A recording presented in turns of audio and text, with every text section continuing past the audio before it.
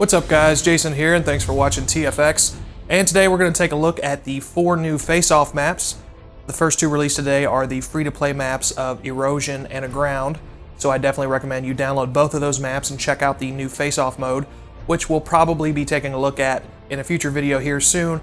But first let's take a look at Erosion. Now it's supposed to be based on an ancient Roman city, but I really got the feeling that it's somewhat like those small Mexican towns that you see in those Old West movies where the gunfight happens. I was a little surprised it was as large as it was. I know these maps are supposed to be more for the close quarters firefights, but there's so many little tunnels and passageways to drop down into. I mean, it really didn't seem all that different to me than, say, Seatown or Resistance as far as the layout is concerned.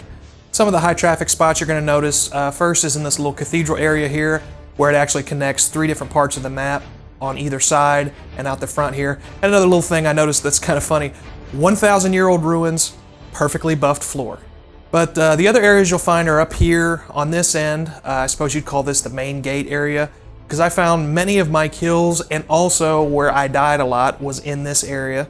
But my favorite spot is actually up here in this little bell tower.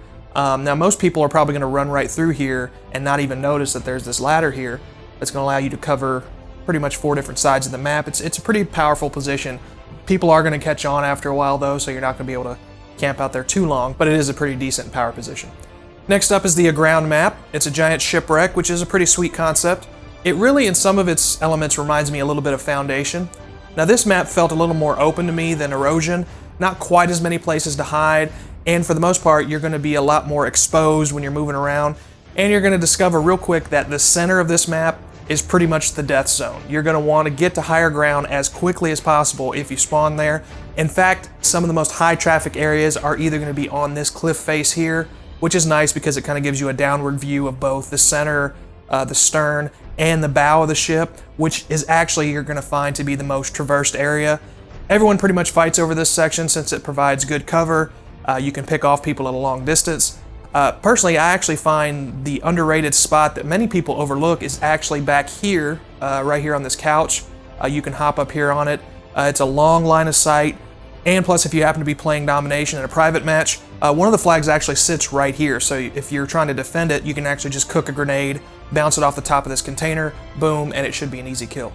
Also, this is one of the first of the 4 maps I played that actually have a built-in death trap, so don't forget, avoid the cliffs because you will fall in even if you just touch the water, because apparently you're an advanced tactical special ops team that can't swim.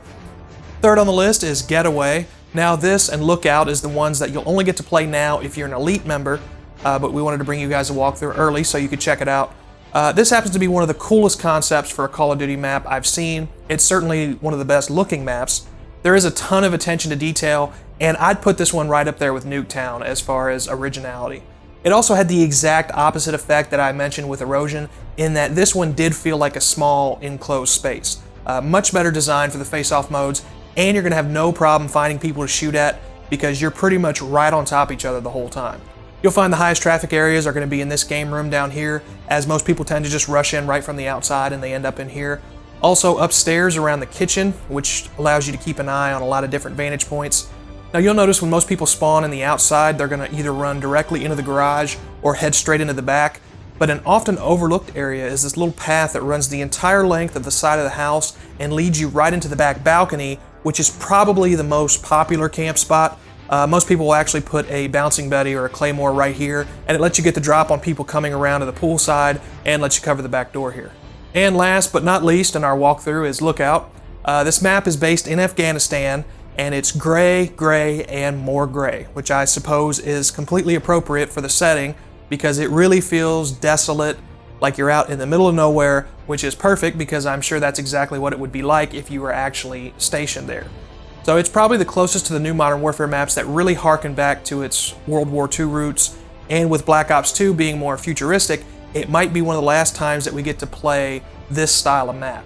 Now right away you'll notice a lot of the traffic gets bottlenecked in this back corridor here, and you can kind of swing around the corner and cover this little roadway that comes up the hill past these bunkers.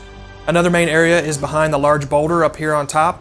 It's going to let you cover either side and keeps you at a high vantage point. And if you get in a firefight from behind, you can actually just run right up on top of it. The bunker here is another spot you're going to find a lot of people camped out. It gives you a little bit better cover than the rock area. I actually find this area up here by the door to be just as powerful next to this barrel here, since most people actually don't look up in this direction, and it's going to allow you to stay above them, and if you need to run over here and knife someone behind the boulder, you can do that. Another area that provides decent cover is if you scale this rock face here, you'll be able to hide down behind these leaves. And one of the better positions, I think, is actually up here in this bunker. You just run along this barrier, hop up here, and you can pretty much cover the entire map. And again, it's another one of those enclosed maps, so if you have a sniper rifle and marksman, you should rack up some kills, because a lot of people I've played against, at least so far, kind of avoid this area and you don't really see too much traffic up here.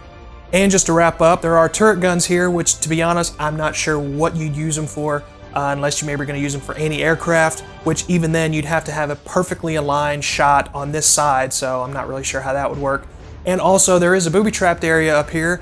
I didn't even realize it was booby-trapped until I accidentally wandered into it during an online match. So I'll show you here. If you get too close, oh, you will get exploded. So that is our walkthrough of the 4 new face-off maps. I definitely recommend at least getting both Erosion and Aground, because they are the free-to-play maps. Getaway and Lookout are both nice maps, but I'd recommend trying out the new face-off mode first to see if you enjoy the 1v1 and 2v2 style gameplay, as those maps are currently only available for that new mode as of right now. So again, this is Jason. Thanks for watching TFX, and as always, if you want to support the channel, you can do so by subscribing, and if you enjoy the video, be sure to hit the like button.